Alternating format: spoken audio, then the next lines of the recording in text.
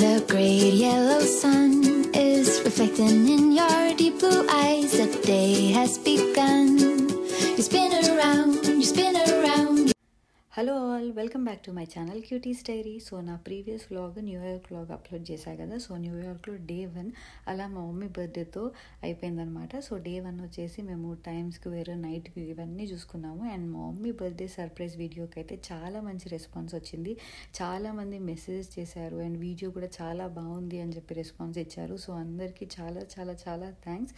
And day 2 వచ్చేసి మేము న్యూయార్క్లో statue of Liberty, Brooklyn Bridge ఇవన్నీ కవర్ చేసామన్నమాట. సో న్యూయార్క్ అనేది 1 డేలో కంప్లీట్ చేయడం అనేది ఇంపాసిబుల్ టాస్క్, అది మనకే. సో ఇంకా పేరెంట్స్ని వేసుకొని అంటే ఇంకా అది ఇంపాసిబుల్ టాస్క్. సో అందుకని చెప్పి మేము ఫస్ట్ నైట్ వ్యూ అవన్నీ చూసుకొని before day and next day Statue of Liberty, Brooklyn Bridge ఇవన్నీ కంప్లీట్ చేద్దాం అనుకున్నాము. సో ఫస్ట్ వచ్చేసి మేము అరౌండ్ 3 o'clockకి స్టాచ్యూ ఆఫ్ లిబర్టీకి బోట్ రైడ్ బుక్ చేసుకున్నాం అనమాట. సో అరౌండ్ లంచ్ 12 o'clock అట్లా కంప్లీట్ చేసుకొని స్టార్ట్ అయిపోయాము. 3 o'clock బోట్ రైడ్ ఎక్కేసామన్నమాట. సో ఈ వీడియోలో డే 2 న్యూయార్క్ సిటీలో మేము ఏమేమి చేసాము ఏంటి అవన్నీ కూడా ఈ వీడియోలో మీ అందరితో షేర్ చేసుకోబోతున్నాను.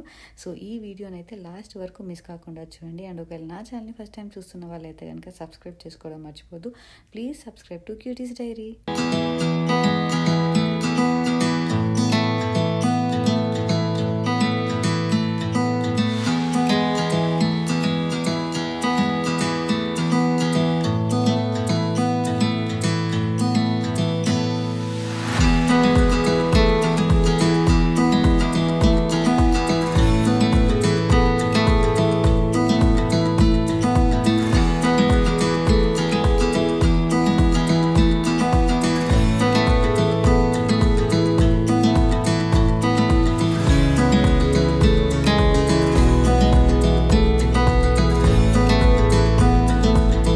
సో ఫైనల్గా స్టాచ్యూ ఆఫ్ లిబర్టీ దగ్గరికి అయితే వచ్చేసామన్నమాట. సో అరౌండ్ 3:30కి అలా మేము బోట్ రైడ్ అయిపోయి స్టాచ్యూ ఆఫ్ లిబర్టీ ముందు దిగాము. సో ఇక్కడ మేము చేసిన మిస్టేక్ ఏంటంటే స్టాచ్యూ ఆఫ్ లిబర్టీ దగ్గరికి డైరెక్ట్ వెళ్ళకుండా లెఫ్ట్ సైడ్ మనకి మ్యూజియం ఉంటుంది అనమాట. సో ఆ మ్యూజియం చూసుకొని బయటకు వచ్చి స్టాచ్యూ ఆఫ్ లిబర్టీ దగ్గర పిక్చర్స్ తీసుకొని ఇంకా డైరెక్ట్ బోట్ ఎక్కేయచ్చు అన్న ప్లాన్ ఉండే. సో అందుకని చెప్పి మేము ఫస్ట్ మ్యూజియంకి వచ్చామన్నమాట. సో ఇక్కడ మ్యూజియంలోకి ఎంటర్ అయిపోయాక ఆల్మోస్ట్ చాలా టైం వేస్ట్ చేసాము. అండ్ ఇక్కడ మాకు తెలియదు బేసికల్గా ఇది 4 o'clock క్లోజ్, 4 o'clockకే అందరినీ వెకేట్ చేస్తారు అన్న ఐడియా అయితే మాకు లేకుండే అనమాట.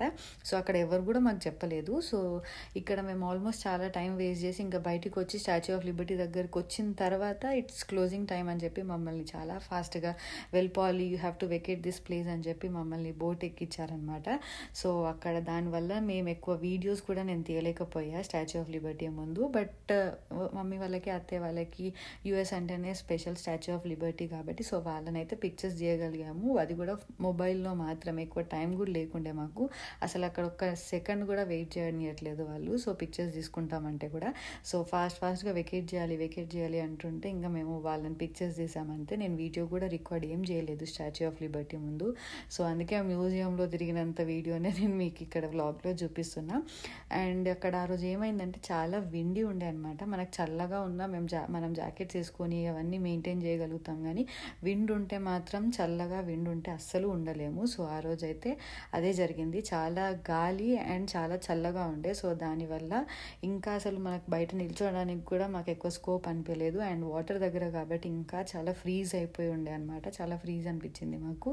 సో అలా స్టాచ్యూ ఆఫ్ లిబర్టీ స్టోరీ అనమాట. సో నెక్స్ట్ టైం ఎవరైనా ప్లాన్ చేసుకుంటే మాత్రం 3:30 రైడ్కి 4 వరకే క్లోజ్ అని చెప్పి గుర్తుంచుకోండి. సో 5 వరకు బోట్ స్టార్ట్ అయిపోతుంది అని చెప్పి వాళ్ళు అరౌండ్ 4:30 వరకు, ఆల్మోస్ట్ 5 వరకు అందరినీ బోట్ ఎక్కిచ్చే ప్లాన్లోనే ఉండే అనమాట అందరూ. సో ఇది మాకు స్టాచ్యూ ఆఫ్ లిబర్టీలో అయిన ఎక్స్పీరియన్స్.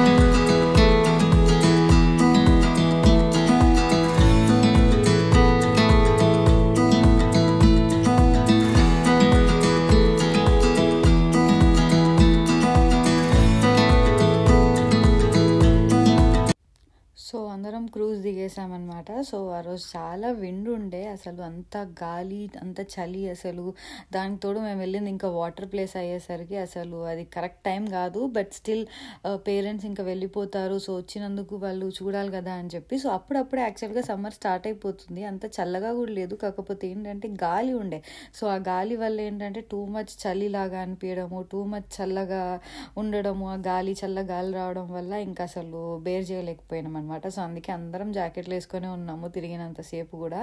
సో అక్కడ నుంచి నియర్ బై మనకి బుల్ ఉంటుందని చెప్పి ఇంకా బుల్ దగ్గరికి వెళ్తుండే.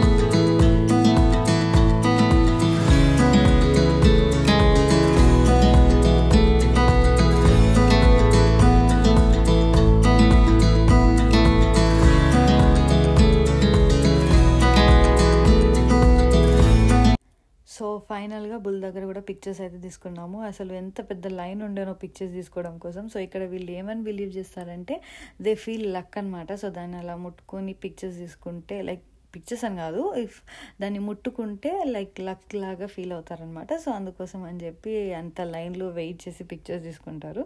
సో ఫైనల్గా మాది కూడా పిక్చర్స్ అయిపోయింది. అండ్ దెన్ అక్కడ నుంచి ఇంకా బ్రూక్లిన్ బ్రిడ్జ్కి స్టార్ట్ అయిదామని చెప్పి నడుస్తుండే అనమాట.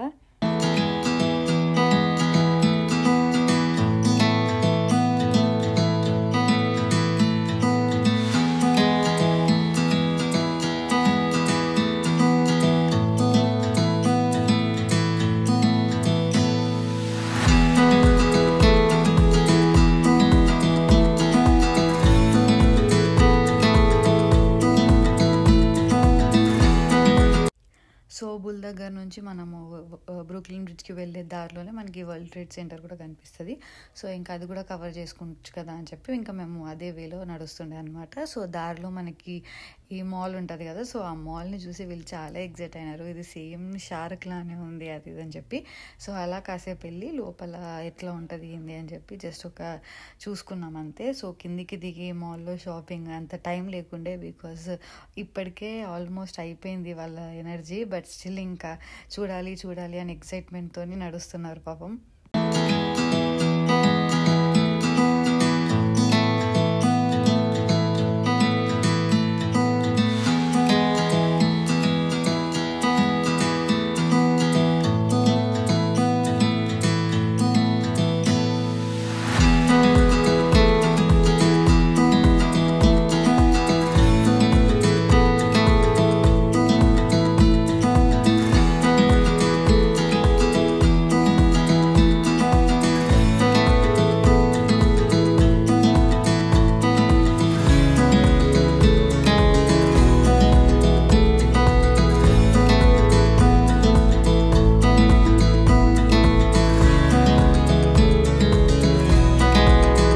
సో ఫైనల్గా బ్రూక్లిన్ బ్రిడ్జ్ దాకా అయితే వచ్చేసాము. సో ఇక్కడ నుంచి చూసి వెళ్ళిపోదామంటే లేదు ఇంత దూరం వచ్చాం కదా, పిక్చర్స్ తీసుకొని వెళ్దాం అది ఇది అని అంటే పాపం వాళ్ళు కూడా ఓకే అని చెప్పి అంత దూరం నడిచి పిక్చర్స్ తీసుకొని అయితే వచ్చాము. కాకపోతే టూ మచ్ చీకటి అయిపోవడం వల్ల అండ్ వర్కింగ్ డే కదా, సో అందుకే అంత రష్ లేకుండే, బ్రిడ్జ్ మీద అంత ఖాళీ ఖాళీ ఉండే. అండ్ అరౌండ్ 10:30 ఏమో అవుతుంది మేము వెళ్ళేసరికి.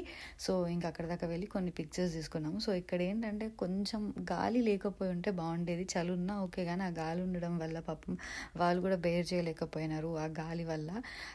So but at the end of the day ఫైనల్గా న్యూయార్క్ సిటీ అయితే మొత్తం కవర్ చేసుకున్నాము. బ్రూక్లిన్ బ్రిడ్జ్ కూడా సక్సెస్ఫుల్గా చూసేసాము.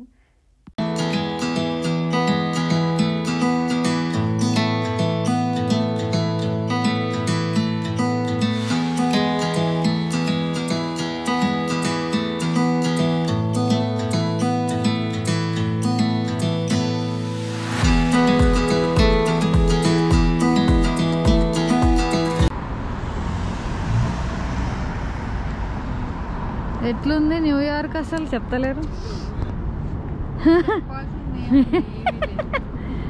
న్యూయార్క్ ఎట్లుంది అని అడుగుతున్నా. న్యూయార్క్ ఎట్లుంది మామయ్య? బాగుందమ్మా, చాలా బాగుంది. 100 ఏళ్ళ చరిత్ర ఉన్న ఫ్లైఓవర్, బ్రిడ్జిలు, స్టీల్ బ్రిడ్జ్ అవన్నీ చూస్తుంటే చాలా ఆశ్చర్యం అనిపించింది. బాగా ఉంది న్యూయార్క్ సిటీ, కానీ అమెరికానే బాగుంది. నడిచి కూడా బాధ అవుతుంది.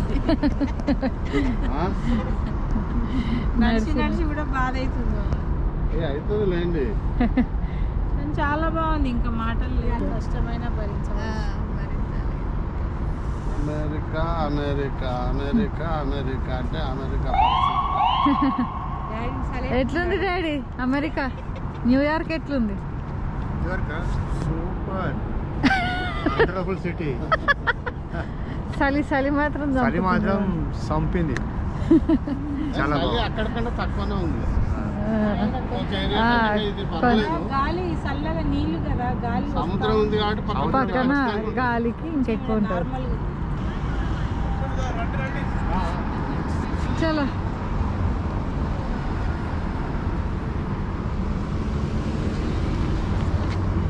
Cab book. సో మళ్ళీ రిటర్న్ అంత దూరం నడిచే ఓపిక లేదు కాబట్టి ఇంకా క్యాబ్ బుక్ చేసుకున్నాం అనమాట. సో ఎక్కడైతే కార్ పార్క్ చేసామో సో అక్కడ దాకా క్యాబ్లో వెళ్ళి ఇంకా అక్కడ నుంచి బ్యాక్ టు హోమ్ అనమాట. సో ఇది వాళ్ళ న్యూయార్క్ ఎక్స్పీరియన్స్. సో వాళ్ళ నోటి నుంచే నేను వాళ్ళ న్యూయార్క్ ఎక్స్పీరియన్స్ని మీ అందరితో షేర్ చేయించా. సో హోప్ వాళ్ళ ఎక్స్పీరియన్స్ ఏంటనేది మీకు కూడా అర్థమైపోయి ఉంటుంది. They are like so happy, వాళ్ళకి చాలా బాగా నచ్చింది న్యూయార్క్. అండ్ అంత ఓపికతోని వాళ్ళు తిరగగలిగారు. వాళ్ళకి అంత ఓపిక ఉంది కాబట్టి మేము వాళ్ళకి అంత ఓపికగా చూపించగలిగాము. సో అంత దూరం నడవడము అంత చలిలో అనేది అది ఇంపాసిబుల్ టాస్క్, బట్ వాళ్ళు చేయగలిగారు, అదే పెద్ద థింగ్.